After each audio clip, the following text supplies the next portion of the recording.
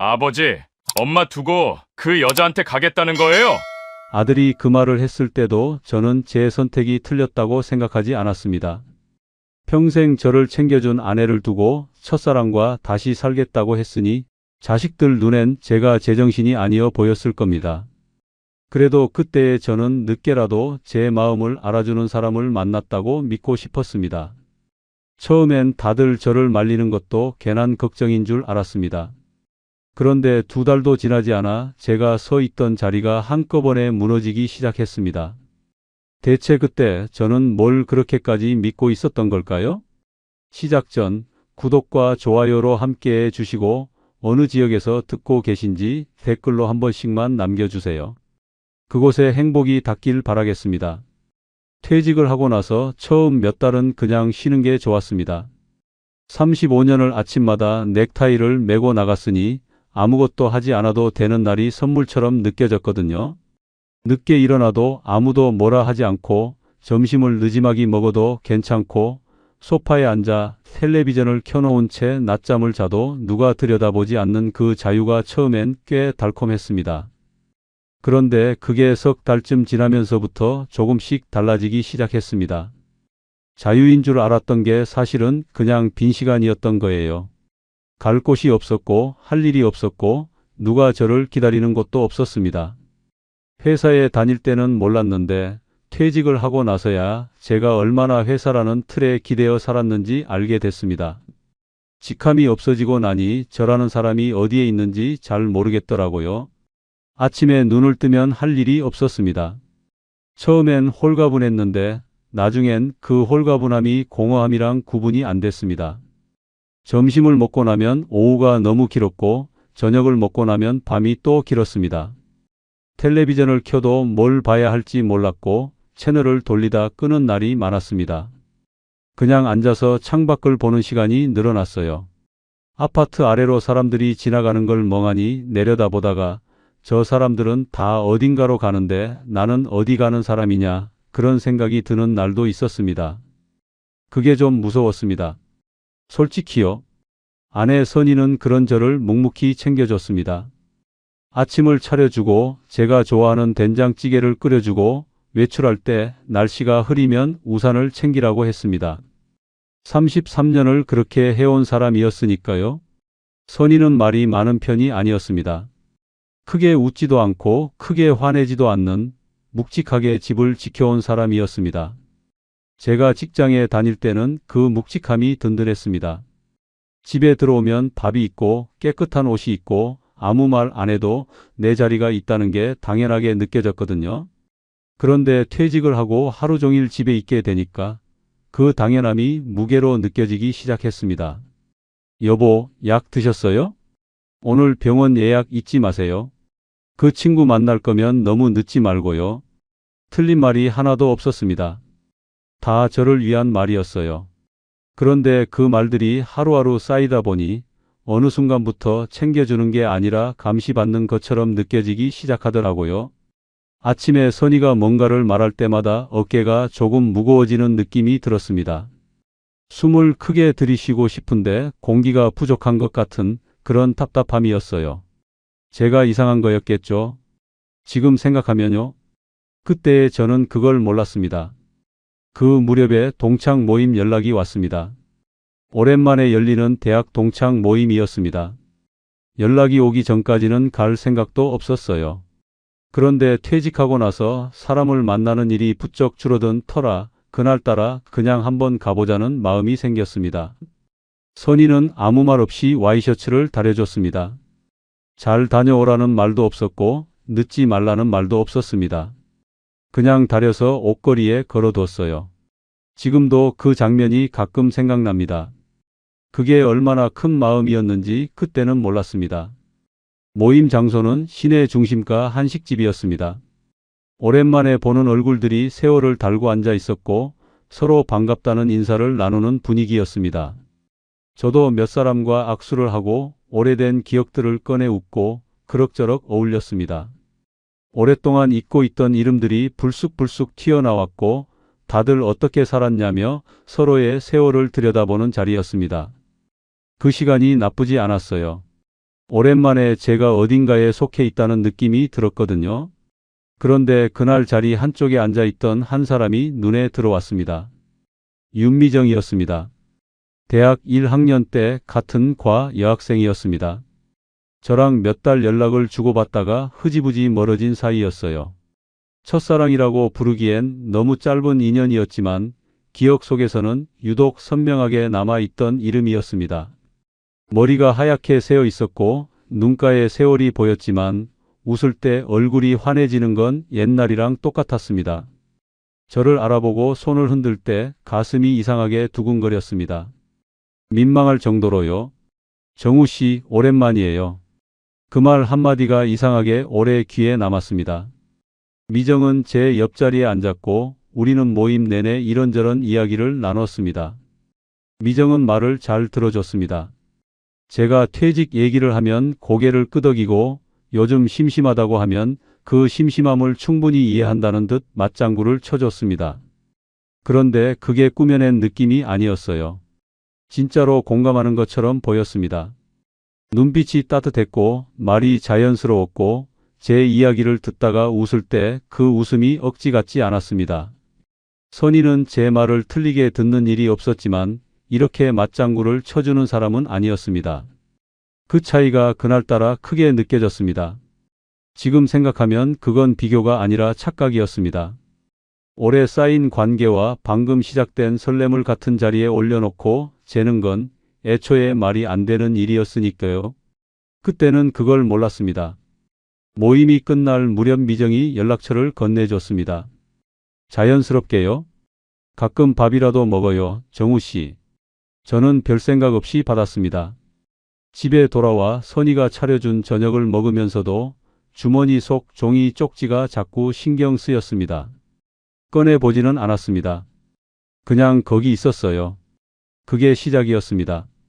며칠 뒤 미정한테서 문자가 왔습니다. 요즘 어떠세요? 였는데 그 짧은 문자가 반갑더라고요. 저도 짧게 답장을 했고 그게 며칠에 한 번 연락으로 이어졌습니다. 미정은 항상 제 이야기를 잘 들어줬고 제가 심심하다고 하면 잘 됐다며 차 한 잔 마시자고 했습니다. 그렇게 두 번, 세 번 만남이 이어졌습니다. 카페에서 마주 앉아 이야기를 나누다 보면 시간이 어떻게 가는지 몰랐어요. 미정은 제 이야기를 들을 때 메모를 하기도 했습니다. 어느 날 제가 예전에 가보고 싶었던 곳이 있다고 했더니 미정이 수첩에 적어뒀습니다. 나중에 같이 가자고요. 그 작은 행동이 이상하게 마음에 남았습니다. 누군가가 제 말을 그렇게 기억해 두려 한다는 게 오래된 일이었거든요. 선희는 몰랐습니다. 아니, 몰랐다고 생각했는데 지금 와서 생각하면 알고도 모른 척 했는지 모르겠습니다. 선희는 그런 사람이었으니까요. 미정을 만나고 집에 오면 집이 더 무겁게 느껴졌습니다. 미정이랑 있을 때 훨씬 편하다는 느낌이 계속 들었고 그게 그냥 느낌이 아니라 뭔가 의미 있는 신호처럼 보이기 시작했습니다. 터무니없는 착각이었는데 그걸 착각이라고 알아채는데 저는 한참이 걸렸습니다. 어느 날 미정이 말했습니다. 정우 씨, 우리 이 나이에 왜 이렇게 눈치 보면서 살아야 해요? 진짜 내 사람이 누군지 이제라도 알아야 하지 않겠어요? 그 말이 가슴에 꽂혔습니다. 저는 그 말이 저를 향한 말이라고 받아들였습니다. 나이 68에 그런 말 한마디에 흔들리는 남자가 있다는 게 지금은 부끄럽지만 그때는 그 말이 오래오래 머릿속에 맴돌았습니다. 그때부터 엉뚱한 생각이 자리를 잡기 시작했습니다.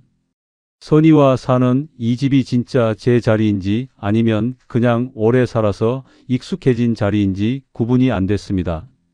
미정이랑 있을 때 훨씬 편하다는 느낌이 계속 들었고 그게 그냥 느낌이 아니라 뭔가 의미 있는 신호처럼 보이기 시작했습니다. 지금 와서 생각하면 그건 신호가 아니라 착각이었습니다. 오래 쌓인 것들의 무게를 못 버티고 새로운 가벼움 쪽으로 기울어진 것뿐이었는데 그때의 저는 그걸 몰랐습니다. 결국 어느 날 저는 선희한테 이혼 얘기를 꺼냈습니다.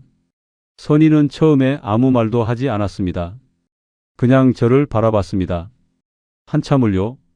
그 눈빛이 뭔지 저는 읽지 못했습니다. 화가 난 건지 황당한 건지 아니면 이미 알고 있었던 건지 한동안 침묵이 흘렀습니다. 그러다 선희가 천천히 입을 열었습니다. 그 여자 때문이에요? 저는 아니라고 하지 않았습니다. 대답을 안 한 게 대답이었겠죠. 선희는 더 묻지 않았습니다. 울지도 않았습니다. 그냥 자리에서 일어나 주방으로 걸어갔습니다. 설거지 소리가 들렸습니다. 그릇이 물에 닿는 소리, 수도꼭지를 여는 소리, 아무렇지 않게 이어지는 그 소리들이 오히려 더 서늘했어요. 차라리 화를 냈으면 나았을 것 같은데 선희는 그냥 하던 일을 했습니다. 33년을 그렇게 살아온 사람이었으니까요. 그 뒷모습을 보면서 저는 아무 말도 하지 못했습니다. 아들 현수한테 연락이 온 건 며칠 뒤였습니다. 선희가 말한 모양이었습니다. 현수는 전화로는 안 되겠다 싶었는지 직접 왔습니다. 현관문을 들어서자마자 표정이 굳어 있었어요. 아버지, 엄마 두고 그 여자한테 가겠다는 거예요? 저는 말문이 막혔습니다. 현수의 눈빛을 마주하는 게 쉽지 않았습니다. 그래도 그때의 저는 제 선택이 틀렸다고 생각하지 않았습니다. 현수의 말이 틀린 게 아니라는 걸 알면서도 마음은 이미 다른 곳을 향하고 있었습니다. 그게 얼마나 위험한 상태였는지 그때의 저는 알지 못했습니다. 이혼 서류에 도장을 찍던 날을 지금도 기억합니다. 법원 복도는 형광등이 차갑게 켜져 있었고 대기 의자에는 저 말고도 몇 사람이 앉아 있었습니다. 다들 자기 서류를 무릎 위에 올려놓고 아래를 내려다보고 있었어요. 저도 그랬습니다. 서류 위에 적힌 선희 이름을 한참 들여다봤습니다. 33년이라는 시간이 종이 한 장 위에 정리되는 게 이런 거구나 싶었습니다. 그런데 이상하게도 그 순간에 저는 손이 떨리지 않았습니다. 지금 생각하면 그게 더 무서운 일이었습니다. 떨려야 했는데 떨리지 않았다는 게요. 선희는 그날 따로 오지 않았습니다. 위임장을 써줬다고 했습니다. 법원까지 같이 나올 이유가 없다고 했는지 아니면 그냥 오기 싫었는지 저는 묻지 않았습니다. 선희 쪽 서류는 이미 다 처리돼 있었고 저는 제 도장만 찍으면 됐습니다. 도장을 꺼내 손에 쥐었을 때 잠깐 멈칫했습니다. 딱 1초 정도였어요. 그리고 찍었습니다. 그렇게 33년이 끝났습니다. 복도를 걸어 나오면서 이상한 기분이 들었습니다. 홀가분한 것도 아니고 후련한 것도 아니고 그렇다고 슬프지도 않은 뭔지 모를 텅 빈 느낌이었어요. 엘리베이터를 타고 내려오면서 저는 그 느낌이 뭔지 생각했는데 끝내 이름을 붙이지 못했습니다. 지금도 그게 뭐였는지 모르겠습니다. 현수는 그 이후로 한동안 연락을 하지 않았습니다. 이혼 서류가 처리됐다는 걸 알게 된 날 짧은 문자 하나가 왔습니다. 아버지 선택이니까요. 그게 다였습니다. 마침표 하나가 유독 차갑게 읽혔습니다. 둘째는 애초에 연락이 없었고요. 자식들한테 뭔가를 기대하고 한 선택이 아니었지만 그 문자 한 줄이 마음 어딘가에 작게 걸렸습니다.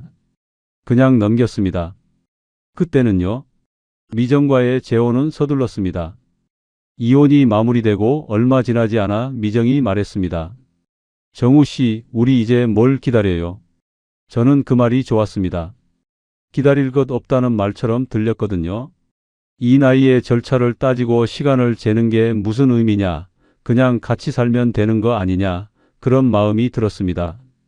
지금 와서 생각하면 미정이 왜 그렇게 서둘렀는지 알 것 같습니다. 그런데 그때의 저는 그 서두름을 간절함으로 읽었습니다. 혼인신고를 하던 날 미정은 단정하게 차려입고 나왔습니다. 연분홍 재킷이었는데 잘 어울렸습니다. 구청 민원실에서 서류를 내고 나오면서 미정이 제 팔짱을 꼈습니다. 자연스럽게요. 그 온기가 낯설었습니다. 오랫동안 누군가와 팔짱을 낀 적이 없었거든요. 미정이 웃으면서 말했어요. 이제 진짜 우리 가족이네요. 그 말이 그렇게 따뜻하게 들릴 수가 없었습니다. 저는 그날 저녁 미정이 사준 작은 케이크를 둘이 앉아 먹으면서 이 선택이 맞는 것 같다고 생각했습니다. 늦었지만 다시 시작하는 것도 괜찮다고 그렇게 믿었습니다. 새로 들어간 곳은 시내에서 조금 떨어진 오피스텔이었습니다. 미정이 먼저 알아봐둔 곳이라고 했습니다. 방 2개짜리의 거실이 있는 작지만 깔끔한 구조였어요. 계약은 제 이름으로 했습니다. 보증금은 제 예금에서 나왔고 미정은 이사 준비를 도맡아 했습니다. 커튼을 고르고 식탁을 맞추고 주방 살림을 하나씩 채워 나갔습니다. 저는 그냥 따라다녔습니다. 미정이 이걸 어떻게 생각하냐고 물으면 좋다고 했고 저게 어떻냐고 물으면 맡긴다고 했습니다. 그게 편했어요. 아무것도 신경 쓰지 않아도 누군가가 다 챙겨주는 느낌이요. 오피스텔에 짐을 다 들인 날 밤 미정이 밥을 차렸습니다. 된장찌개였습니다. 냄새가 나는 순간 가슴이 조금 이상했습니다. 선이가 끓여주던 된장찌개가 생각났거든요. 얼른 그 생각을 눌렀습니다.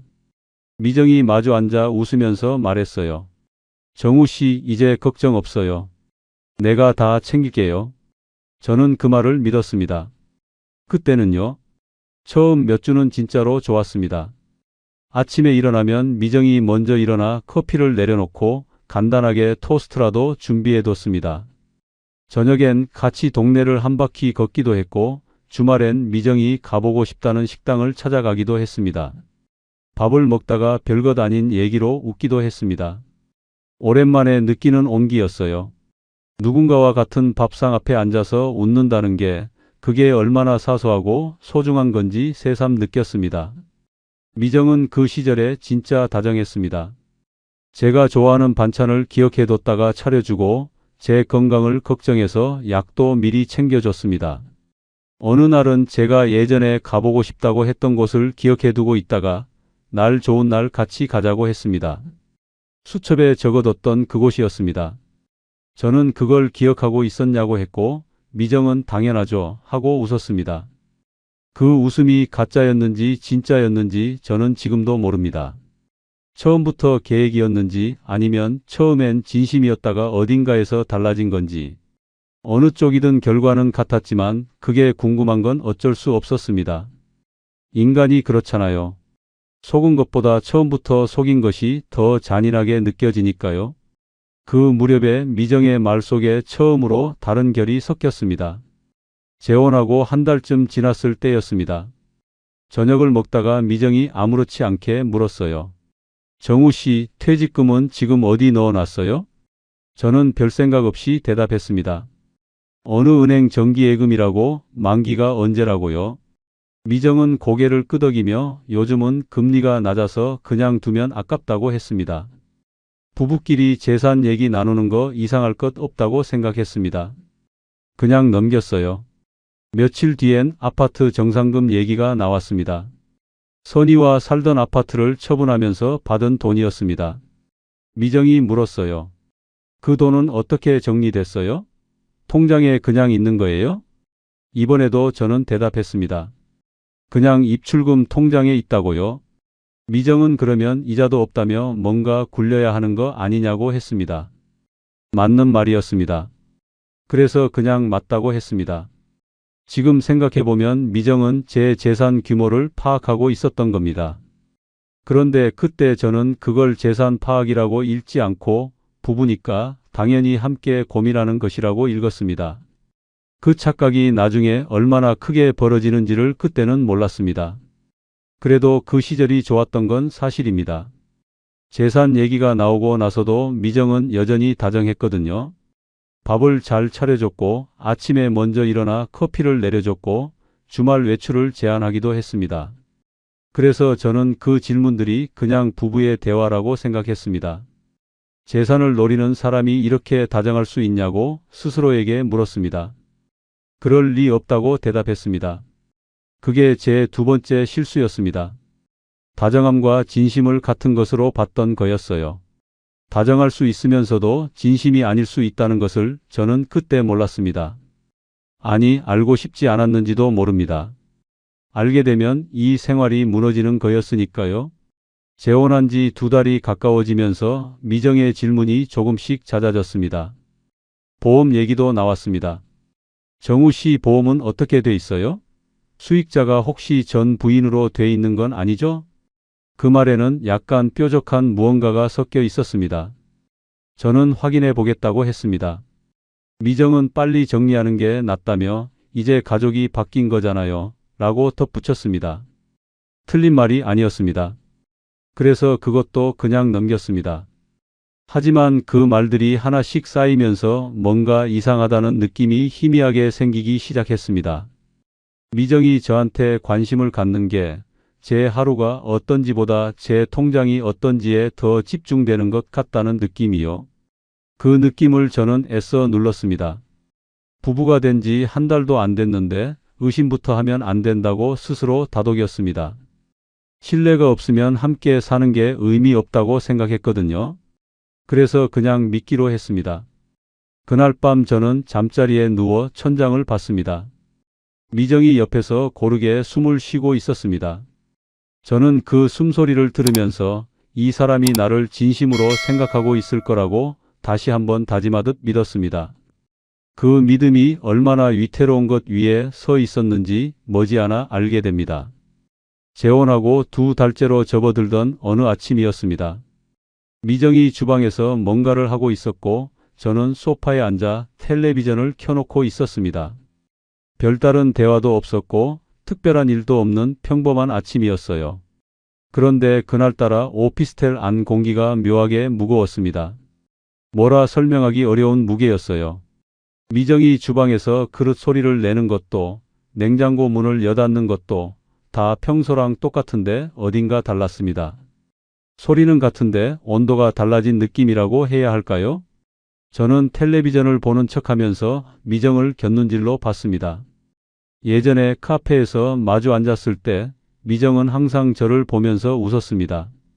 말을 할 때도 눈을 맞추고 제가 무슨 말을 해도 고개를 끄덕이고 그 다정함이 자연스러웠습니다. 재혼 초반 몇 주도 그랬습니다. 그런데 요즘은 그 눈빛이 달랐어요. 저를 보는 게 아니라 저를 스쳐가는 느낌이랄까요? 초점이 저한테 있는 게 아닌 것 같았습니다. 그냥 제 기분 탓이려니 했습니다. 처음엔요. 그런데 그게 기분 탓이 아니라는 게 하나씩 드러나기 시작했습니다. 생활비 통합 얘기가 먼저 나왔습니다. 어느 저녁 밥을 먹다가 미정이 말했습니다. 정우 씨, 우리가 각자 쓰는 게 말이 안 되잖아요. 통장 하나로 합쳐서 같이 관리해요. 저는 망설였습니다. 그게 처음으로 바로 대답을 못한 순간이었습니다. 미정은 제 표정을 읽었는지 웃으면서 말을 보탰어요. 부부끼리 돈을 따로 관리하면 어색하잖아요. 저 못 믿는 거예요? 못 믿는다고 하면 제 쪽이 이상한 사람이 되는 말이었습니다. 저는 결국 알겠다고 했습니다. 그 대답을 하면서 뭔가를 잃는 느낌이 들었습니다. 뭔지 콕 집어 말하기는 어려웠는데 뭔가가 조용히 빠져나가는 느낌이요. 그 다음 주엔 통장 비밀번호 얘기가 나왔습니다. 미정이 아무렇지 않게 말했어요. 공동으로 쓰는 통장이면 비밀번호를 내가 알아야 하지 않겠어요. 급할 때 제가 쓸 수도 있잖아요. 저는 잠깐 멈칫했습니다. 급할 때라는 말이 조금 걸렸거든요. 어떤 경우가 급한 건지 묻고 싶었지만 묻지 않았습니다. 부부끼리 그걸 따지는 게 소심하게 보일 것 같아서요. 결국 알려줬습니다. 미정은 고맙다는 말도 없이 자연스럽게 받아 적었습니다. 그 자연스러움이 오히려 이상했습니다. 뭔가를 받은 사람 같지 않고 당연히 가져갈 것을 가져간 사람 같았거든요. 그 다음 주엔 보험 수익자 변경 서류가 식탁 위에 놓여 있었습니다. 미정이 출력해서 올려둔 거였습니다. 제가 들어오자 미정이 옆에서 말했습니다. 보험 정리해야 한다고 했잖아요. 여기 서명만 하면 돼요. 이미 다 채워져 있었습니다. 수익자 이름도 관계도 저는 서명만 하면 되는 상태였어요. 저는 서류를 들고 한참 들여다봤습니다. 미정이 옆에서 기다렸습니다. 재촉하지는 않았는데 기다리는 분위기 자체가 압박이었습니다. 이거 꼭 지금 해야 해요? 제가 그렇게 물었더니 미정이 고개를 갸웃하며 말했습니다. 이제 와서 왜 그래요? 부부면 당연한 거잖아요. 혹시 전 부인 생각이 나서 그래요? 그 말이 급소를 찌르듯 들어왔습니다. 저는 아니라고 했고 서류에 서명을 했습니다. 펜을 내려놓으면서 손끝이 조금 차가웠습니다. 그냥 그랬어요. 그런데 이상한 건 서명을 하고 난 뒤에도 미정은 다시 다정해졌다는 겁니다. 저녁을 잘 차려줬고 제가 좋아하는 음식이 반찬으로 올라왔습니다. 자기 전에 내일 날이 좋으면 근처 공원 산책 가자고 했습니다. 저는 그 다정함에 다시 마음이 풀렸습니다. 낮에 느꼈던 불편함이 과민 반응이었나 싶기도 했어요. 그래서 또 넘겼습니다. 지금 와서 생각하면 그게 미정의 방식이었습니다. 원하는 걸 얻고 나면 다시 다정해지는 것. 그 패턴을 저는 한참 동안 눈치채지 못했습니다. 요구가 있을 때 긴장감이 생기고 요구가 채워지면 다시 온화해지는 그 리듬에 저는 그냥 실려갔습니다. 파도에 쓸려가면서도 헤엄치고 있다고 생각하는 사람처럼요. 그 무렵부터 미정의 아들이 자주 들르기 시작했습니다. 미정한테 아들이 있다는 건 처음부터 알고 있었습니다. 30대 중반이라고 했고 따로 산다고 했습니다. 재혼 초반에 한 번 인사를 했는데 그때는 그냥 반갑다고 악수를 하고 끝이었습니다. 말수가 적은 편이었고 인상이 나쁜 사람은 아니었어요. 그냥 평범해 보였습니다. 그런데 2달이 가까워지면서 그 아들이 눈에 띄게 자주 나타나기 시작했어요. 처음엔 그냥 어머니 얼굴 보러 온다고 했습니다. 주말에 한 번씩 들르더니 어느 순간부터 평일에도 왔습니다. 올 때마다 미정이랑 뭔가를 나눴는데 제가 거실에 있으면 목소리를 낮췄습니다. 자연스럽게요. 그게 걸렸습니다. 제가 없을 때 하는 얘기가 따로 있다는 느낌이요. 어느 날은 미정이랑 나란히 앉아 계산기를 두드리고 있었습니다. 제가 안방에서 거실로 나오자 둘 다 화면을 덮었습니다. 너무 자연스러워서 오히려 이상했습니다. 미리 약속이라도 한 것처럼요. 뭐 봐요? 제가 물었더니 미정이 웃으면서 말했습니다. 아들이 재테크 얘기해줘서요. 요즘 좋은 상품이 있다고. 저는 그렇군요 했습니다. 더 묻지 않았습니다. 그런데 아들이 가고 나서 미정이 슬쩍 말을 꺼냈어요. 정우 씨, 그 아파트 정상금 있잖아요. 그냥 놀리면 아깝지 않아요? 우리 아들이 좋은 방법 알고 있다는데 한번 들어봐요. 저는 괜찮다고 했습니다. 당장 쓸 데도 없고 그냥 두겠다고요? 미정은 그 순간 표정이 아주 잠깐 굳었습니다. 금방 풀렸지만 저는 봤습니다. 그 찰나의 표정을요. 실망인지 당혹인지 구분하기 어려웠지만 제가 원하던 대답을 못 들었을 때 나오는 얼굴이었습니다. 그날 이후로 아들은 더 자주 왔습니다. 올 때마다 저한테 말을 걸었는데 말 걸어오는 방식이 묘했습니다. 처음엔 날씨 얘기나 건강 얘기로 시작해서 슬며시 돈 얘기로 흘러들어왔어요. 어머니랑 새 출발하시는 거잖아요. 자산 정리를 깔끔하게 해두셔야 나중에 편하지 않겠어요? 나중에 편하다는 말이 무슨 뜻인지 그때는 구체적으로 생각하지 않았습니다. 그냥 또 넘겼어요. 저는 그때 참 많은 것들을 그냥 넘기고 있었습니다. 오피스텔 안에서도 제 자리가 조금씩 줄어들고 있었습니다. 처음에 이사 올 때 제 짐을 넣어뒀던 작은 방이 어느 날부터 미정 아들이 오면 사용하는 공간이 됐습니다. 제 옷 몇 벌이 클립 옷걸이에 걸려 있었는데 어느 날 보니 다 안방 구석으로 옮겨져 있었어요. 미정은 작은 방에 에어컨이 더 잘 나와서 아들이 쉬기 편하다고 했습니다. 저는 그렇군요 했습니다. 안방에서도 제 자리는 조금씩 좁아졌습니다. 화장대 위에 제 물건 놓을 공간이 줄었고 욕실 선반에 제 세면 도구가 아래 칸으로 내려갔습니다. 하나하나는 사소한 것들이었습니다. 그런데 그 사소한 것들이 쌓이면서 제가 이 집에서 점점 손님 같은 위치가 되어가는 느낌이 들기 시작했습니다. 이 집을 제 이름으로 계약한 사람이 저였는데 정작 이 집에서 저는 점점 주변부로 밀려나고 있었습니다. 밥상도 달라졌습니다.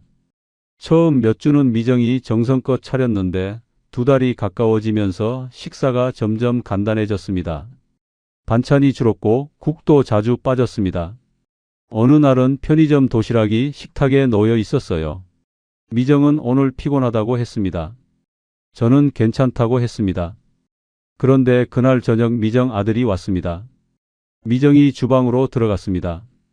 된장찌개 끓이는 냄새가 났습니다. 뚝배기 놓이는 소리, 재료 다듬는 소리, 분주하게 움직이는 소리가 들렸습니다.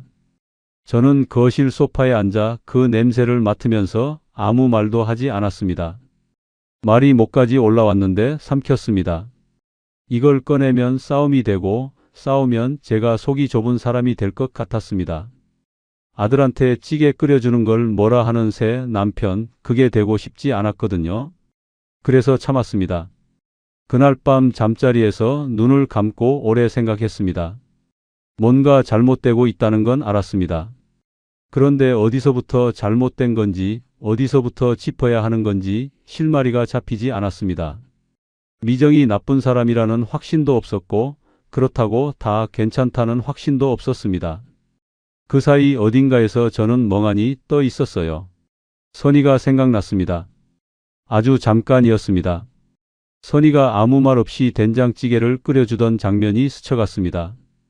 그 찌개가 누구를 위한 것이었는지는 물어볼 필요도 없었습니다. 항상 저를 위한 것이었으니까요. 그 생각을 얼른 눌렀습니다. 지금 그걸 생각하는 게 말이 안 된다고 스스로 다그쳤습니다. 눈을 감았지만 쉽게 잠이 들지 않았습니다. 바깥에서 바람 소리가 들렸습니다. 오피스텔 창문이 얇아서인지 밤이 되면 바람 소리가 유독 크게 들렸습니다. 저는 그 소리를 들으면서 이 집에서 제가 얼마나 더 이렇게 있을 수 있을까? 라는 생각을 처음으로 했습니다. 그 생각이 드는 순간 가슴 어딘가가 서늘해졌습니다. 폭풍 전에 바람이 딱 멈추는 것처럼 그때에 저는 그 고요함 한가운데 서 있었습니다. 그런데 폭풍이 오고 있다는 걸 그때는 아직 몰랐습니다. 알게 되는 건 얼마 지나지 않아서였습니다. 그날은 별다른 예고가 없었습니다. 아침부터 흐린 날이었고 미정은 외출 준비를 하고 있었습니다. 어디 가냐고 물었더니 친구 만난다고 했습니다. 저는 그렇군요 했습니다. 요즘은 그렇군요 라는 말을 참 자주 했습니다. 뭘 물어봐도 그렇군요. 뭘 들어도 그렇군요. 더 파고들면 싸움이 될 것 같아서 그 말 하나로 덮어두는 일이 습관이 돼 있었습니다. 미정이 나가고 나서 저는 오피스텔 안에 혼자 남았습니다. 조용했습니다. 냉장고 돌아가는 소리가 들릴 만큼요. 텔레비전을 켤까 하다가 그냥 뒀습니다. 소파에 앉아서 창밖을 봤습니다. 흐린 하늘 아래로 사람들이 지나갔습니다. 저는 그냥 앉아 있었어요. 요즘 자주 그랬습니다. 뭘 해야 할지 모르는 채로 그냥 시간을 보내는 일이요. 그러다 안방에 들어갔습니다. 특별한 이유는 없었습니다. 그냥 들어갔어요. 미정 화장대 앞을 지나치다가 거울 옆에 휴대폰이 놓여 있는 걸 봤습니다. 미정이 두고 간 거였습니다. 보조폰이었는지 아니면 급하게 나가면서 놓고 간 건지는 몰랐습니다. 저는 그 폰을 보면서 잠깐 멈췄습니다. 들여다볼 생각은 없었습니다. 진짜로요? 그런데 그 순간 폰 화면이 켜졌습니다. 문자 알림이 온 거였어요. 화면이 켜지면서 미리 보기가 짧게 떴습니다. 잠금 화면 위로 보이는 그 몇 글자였는데 저는 자기도 모르게 읽어버렸습니다. 보낸 사람은 미정 아들이었습니다. 엄마, 그 돈 언제 움직여요? 자꾸 늦어지면 안 되잖아요. 그게 다였습니다. 저는 그 자리에 서서 한동안 움직이지 못했습니다. 다리가 무거워진 게 아니라 그냥 다음 동작이 뭔지 몰랐습니다. 그 돈이 뭔지는 굳이 생각하지 않아도 알 것 같았습니다. 제 퇴직금인지 아파트 정상금인지 아니면 그 두 가지 다인지 어느 쪽이든 그 문장의 뜻은 하나였습니다. 아직 못 가져갔냐는 거였으니까요. 잠금 화면이 다시 어두워졌습니다. 저는 그 폰을 원래 있던 자리에 그대로 놨습니다. 그리고 안방을 나왔습니다. 거실로 나와 소파에 앉았습니다. 창밖 하늘은 여전히 흐렸습니다. 바뀐 게 아무것도 없는데 제 안에서는 뭔가가 크게 바뀐 느낌이 들었습니다. 심장이 이상하게 뛰었습니다. 빠르게 뛰는 게 아니라 무겁게 뛰었어요. 쿵쿵 소리가 귀에 들릴 것 같을 만큼 묵직하게요. 저는 소파에 앉아 두 손을 무릎 위에 올려놓고 그냥 있었습니다. 그렇게 한참을 있었습니다. 머릿속에서 지난 두 달이 빠르게 지나갔습니다. 동창 모임에서 다시 만났을 때 미정의 따뜻한 눈빛, 제 말을 들어주던 그 집중된 표정, 수첩에 제 말을 적어두던 것, 재혼하자고 서두르던 것, 오피스텔 계약을 제 이름으로 하던 것, 퇴직금이 어디 있냐고 물어보던 것, 보험 수익자 변경 서류를 미리 출력해두던 것, 그 장면들이 한 줄로 이어지면서 처음 보는 그림 하나가 완성됐습니다. 저는 처음부터 사람이 아니라 자산이었던 겁니다. 그 생각이 드는 순간 눈앞이 잠깐 어두워졌습니다. 어지러운 게 아니었습니다. 그냥 세상이 잠깐 멈추는 것 같은 느낌이었어요. 68해를 살면서 그런 느낌은 처음이었습니다. 미정이 돌아온 건 2시간쯤 뒤였습니다. 현관문이 열리는 소리에 저는 소파에서 일어나지 않았습니다. 미정이 들어오면서 왔어요. 했고 저는 네 했습니다. 미정은 가방을 내려놓고 주방으로 갔습니다. 물을 마시는 소리가 들렸습니다. 저는 천천히 말을 꺼냈습니다. 오늘 안방에 들어갔다가 폰 알림이 켜졌어요. 미정이 잠깐 멈추는 기척이 느껴졌습니다.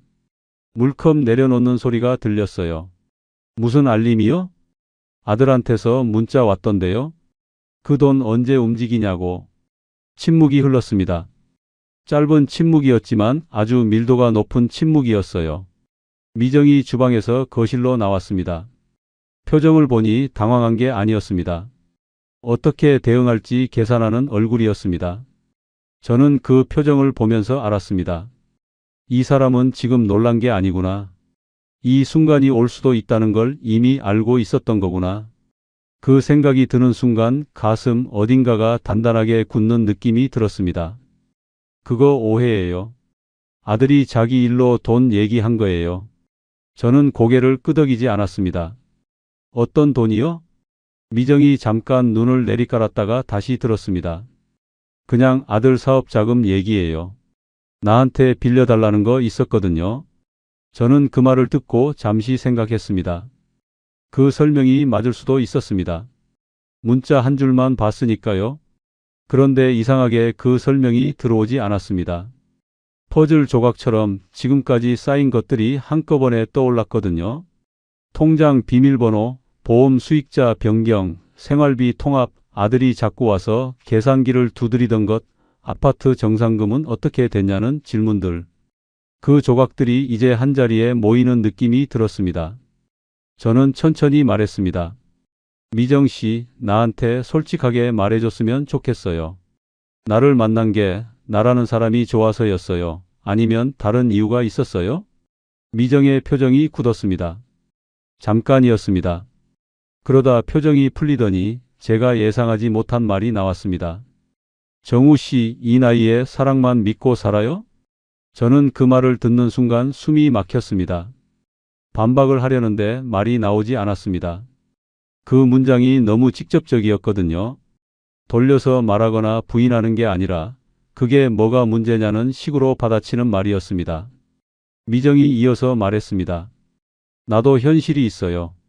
이 나이에 혼자 살면서 뭘 믿고 살겠어요. 정우 씨도 그렇지 않아요? 서로 의지하는 거잖아요.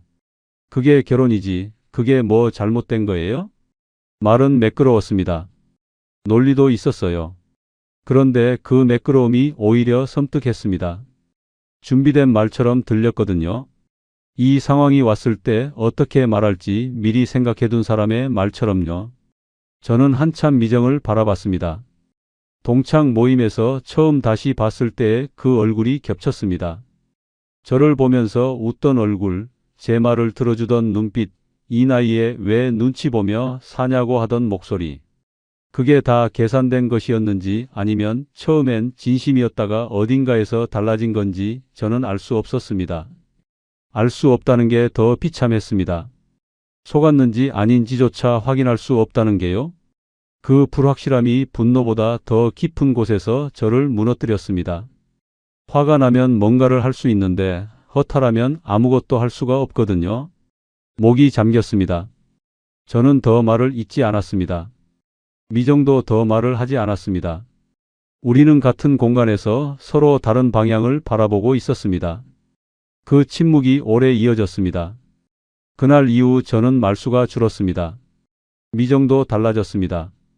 그전까지는 그래도 다정한 척이라도 했는데 그 대화 이후로는 그 가면마저 걷어내는 것 같았습니다.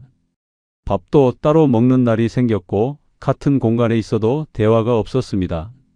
미정 아들은 여전히 드나들었고 둘이 작은 방에서 뭔가를 나누는 소리가 들렸지만 저는 끼어들지 않았습니다. 돈 얘기는 더 이상 대놓고 꺼내지 않았습니다. 대신 방식이 달라졌습니다. 미정이 슬쩍 서류를 내밀거나 아들이 어머니 노후 대비 차원에서라는 말로 운을 떼거나 그런 식이었습니다. 저는 응하지 않았습니다.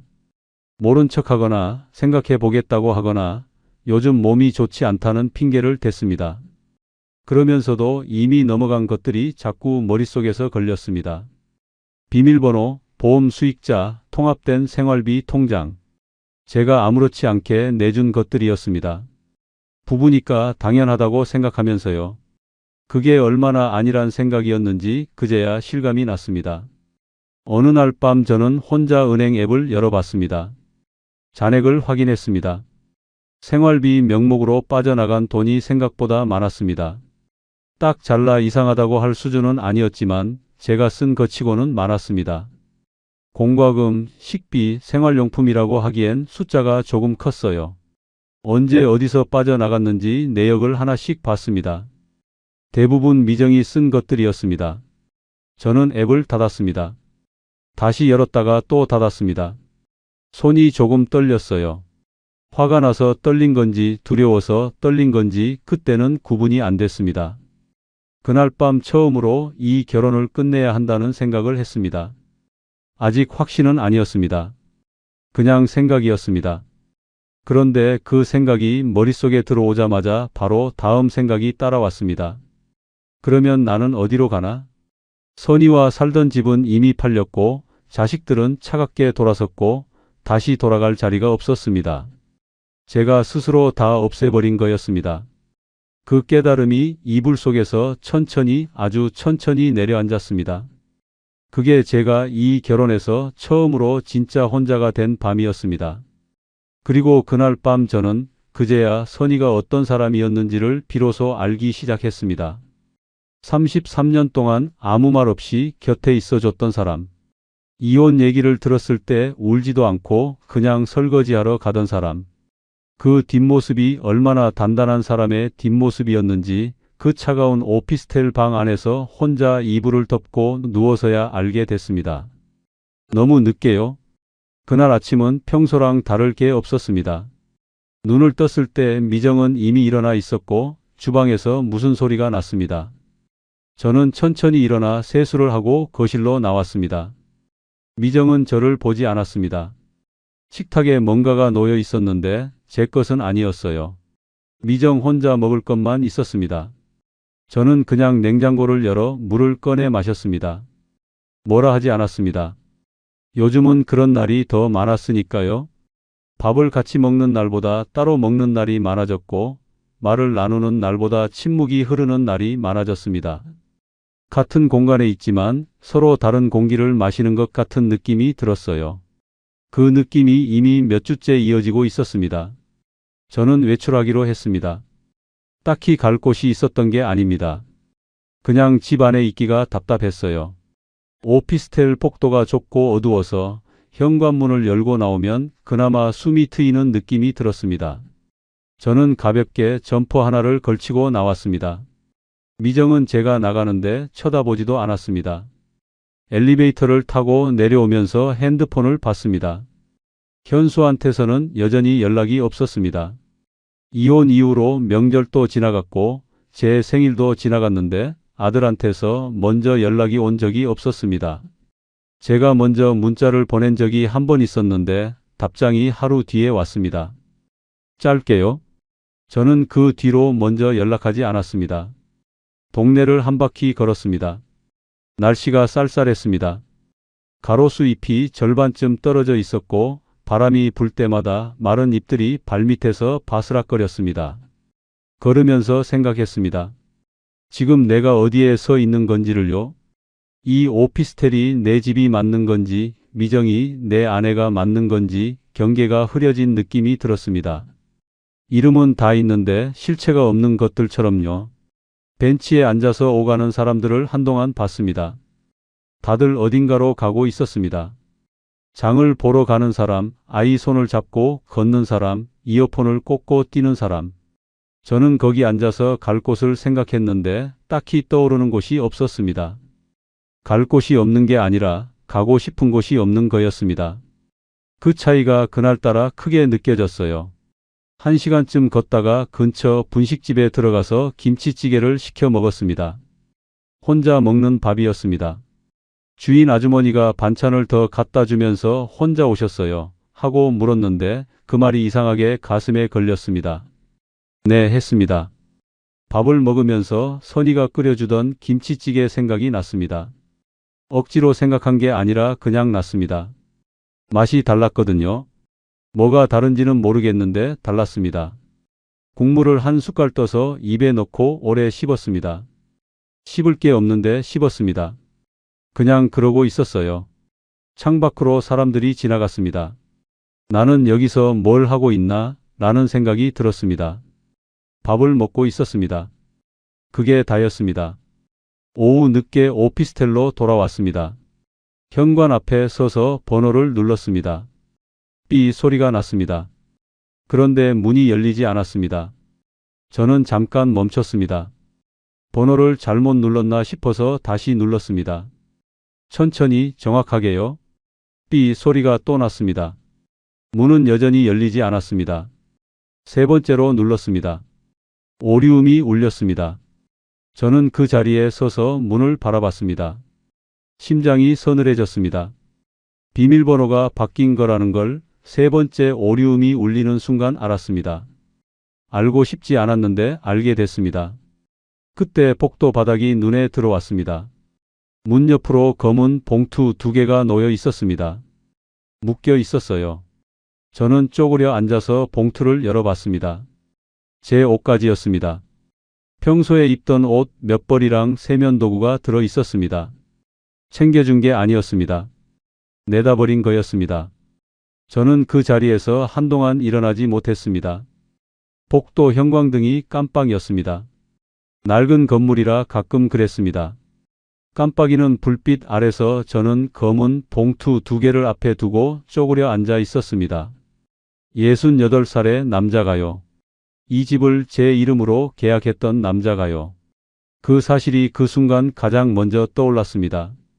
제 이름으로 계약한 집이었는데 저는 지금 복도 바닥에 쪼그려 앉아 있었습니다.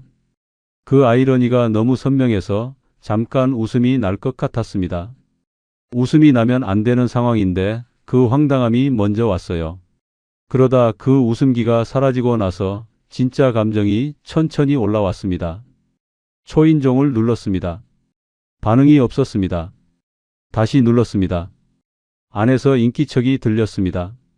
미정 아들 목소리가 들리는 것 같았습니다. 그런데 문은 열리지 않았습니다. 미정 씨, 나요. 문 열어줘요. 제 목소리가 복도에 울렸습니다. 조용한 복도였기 때문에 제 목소리가 크게 들렸습니다. 민망했어요. 옆집에서 들을 것 같았습니다. 그래도 다시 눌렀습니다. 잠시 후 안에서 미정 목소리가 들렸습니다. 변호사 통해서 연락하세요. 그게 다였습니다. 저는 그 문장을 복도에 서서 들었습니다.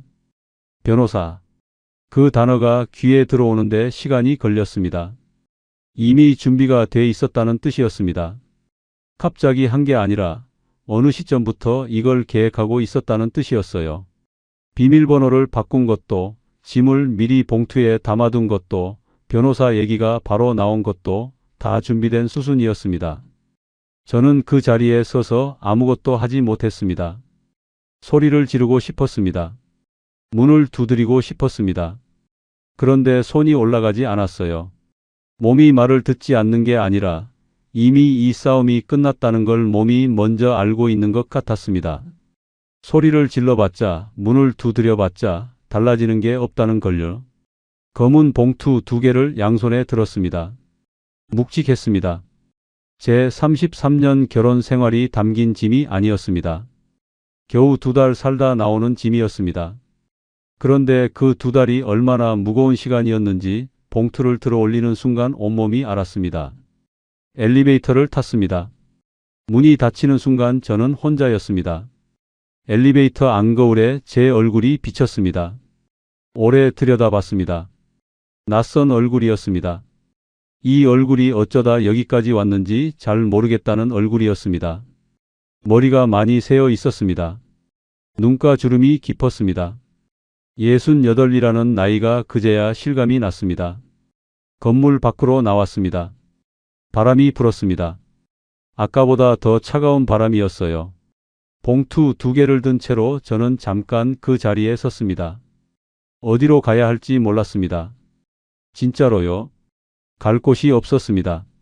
선희와 살던 아파트는 이미 팔려서 다른 사람이 살고 있었습니다.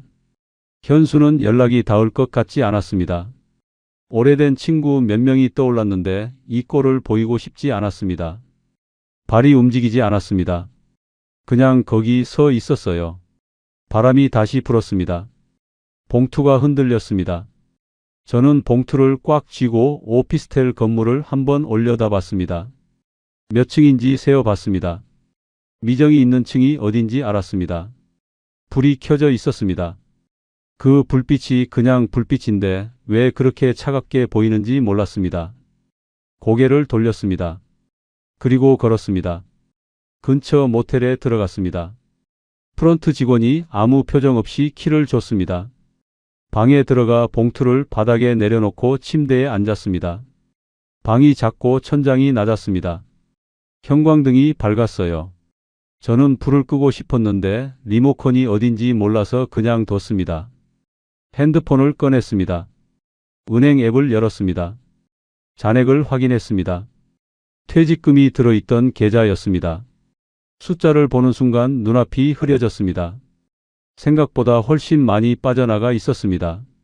생활비 명목으로 이것저것 명목으로 몇 달 사이에 상당한 금액이 사라져 있었습니다. 아파트 정상금이 들어있던 통장도 열어봤습니다. 거기도 마찬가지였습니다. 핸드폰을 내려놓았습니다. 천장을 봤습니다. 형광등이 눈에 바로 들어와서 눈이 시렸습니다. 그래도 계속 봤습니다. 눈이 시린 것보다 다른 데가 더 시렸으니까요.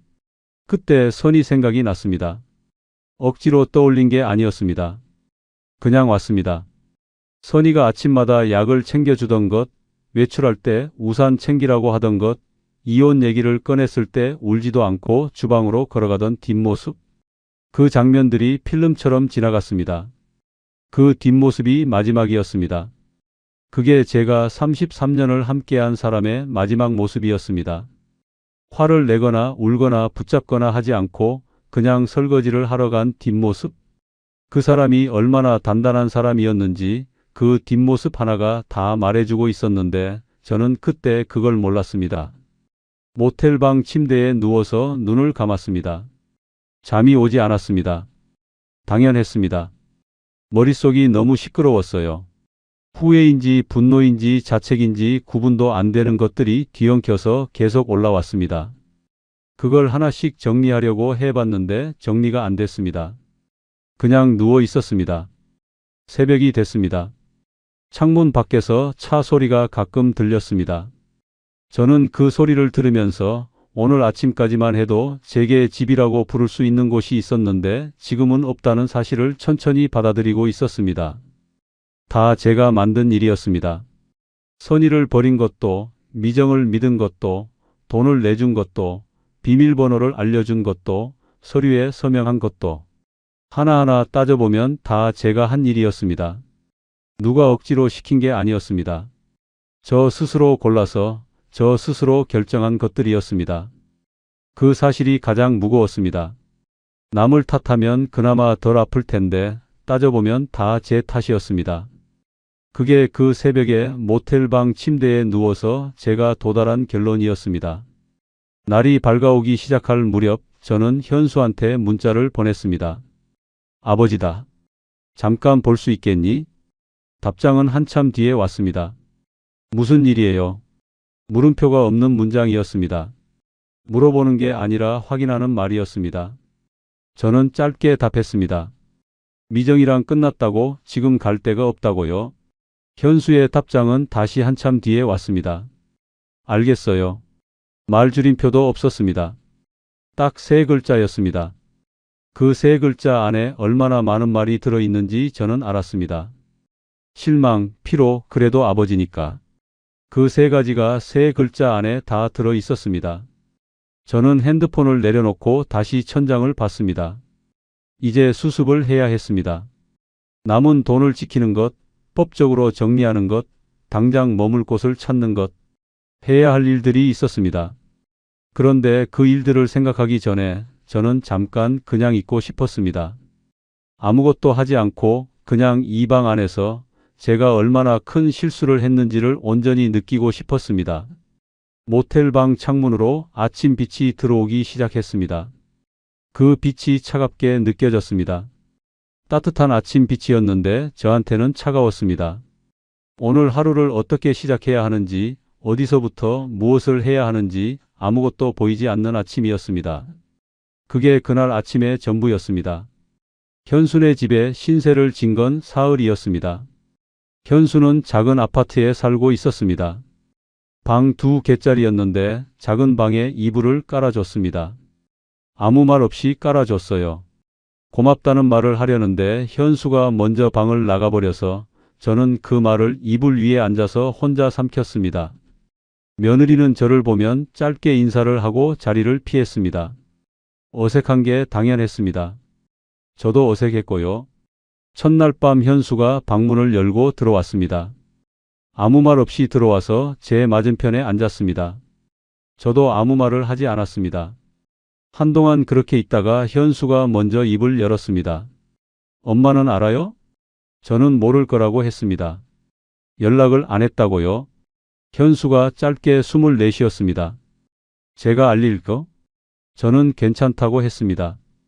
선이가 알 필요 없다고요? 현수가 저를 봤습니다. 그 눈빛이 뭔지 읽기가 어려웠습니다. 안타까운 건지 한심한 건지 아니면 그 둘 다인지. 아버지, 엄마가 얼마나 힘드셨는지 알아요?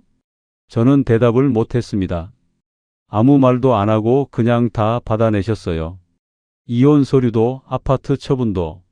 한 번도 아버지 붙잡거나 뭐라 안 하셨잖아요. 알고 있었습니다. 아는데 말이 나오지 않았습니다. 현수가 일어서면서 마지막으로 한마디를 했습니다.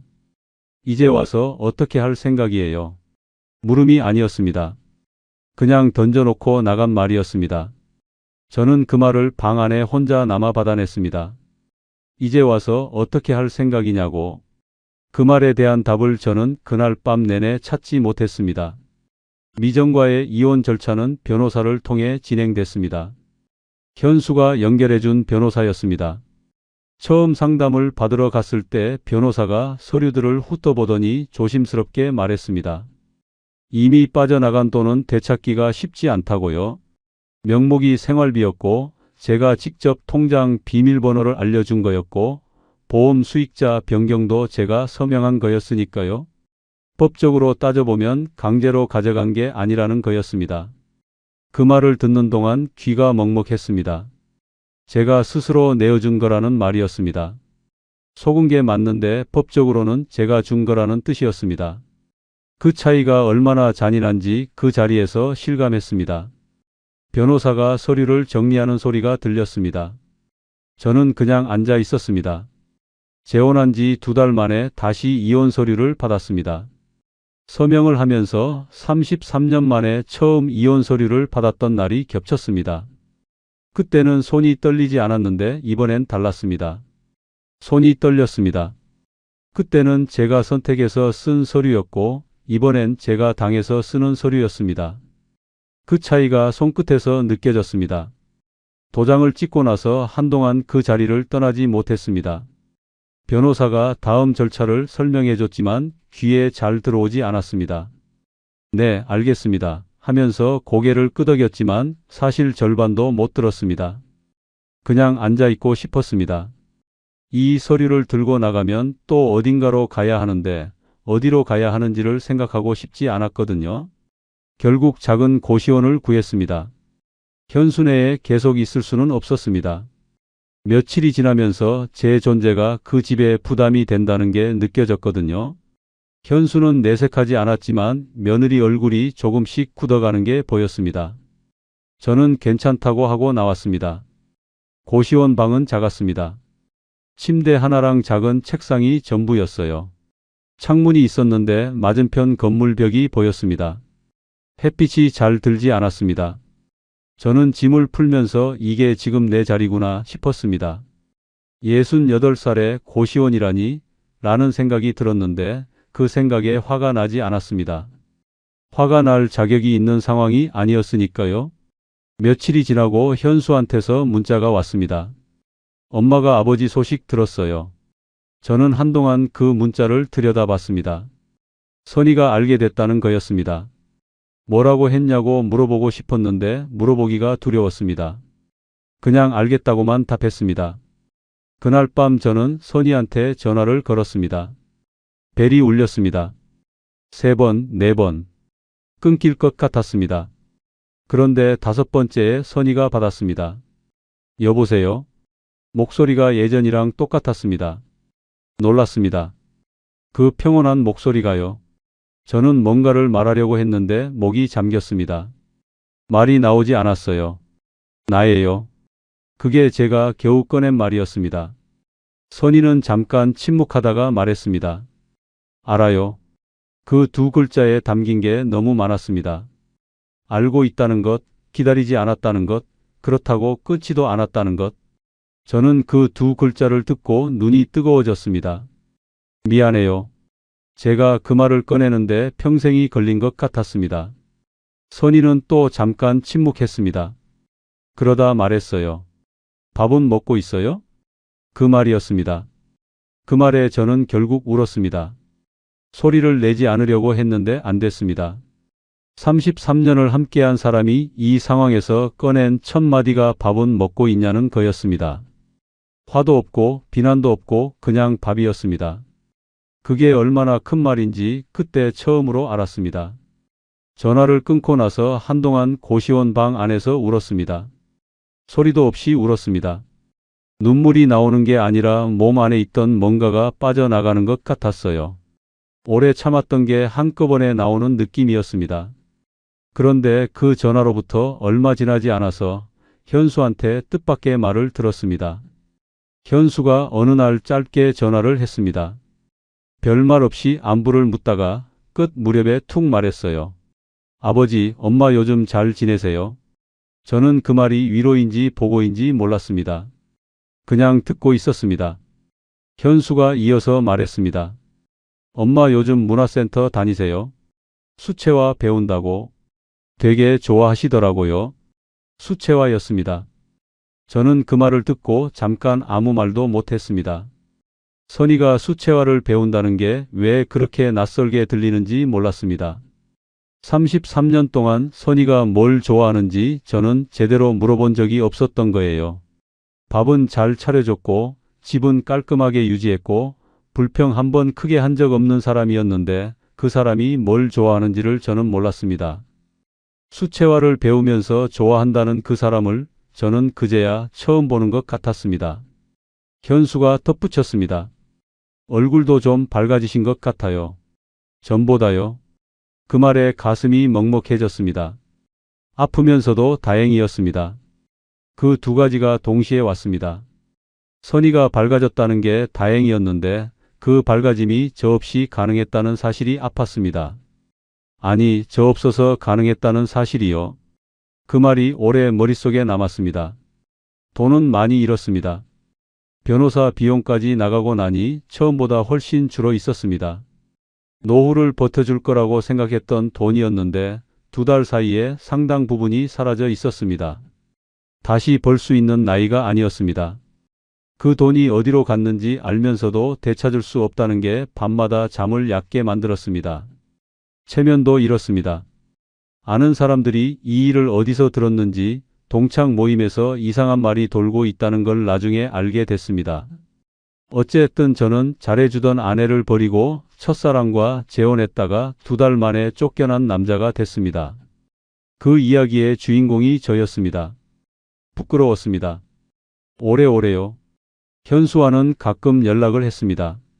한 달에 한 번 정도 짧은 통화를 했는데 현수는 다정하지도 차갑지도 않은 말투로 저를 대했습니다. 그게 오히려 더 아팠습니다.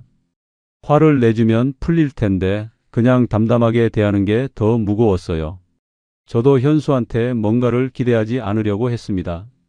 제가 만들어 놓은 거리를 아들이 좁혀줄 거라고 기대하는 건 염치 없는 일이었으니까요. 고시원에서 지내면서 생각할 시간이 많아졌습니다. 그 시간 동안 자꾸 같은 장면들이 떠올랐습니다.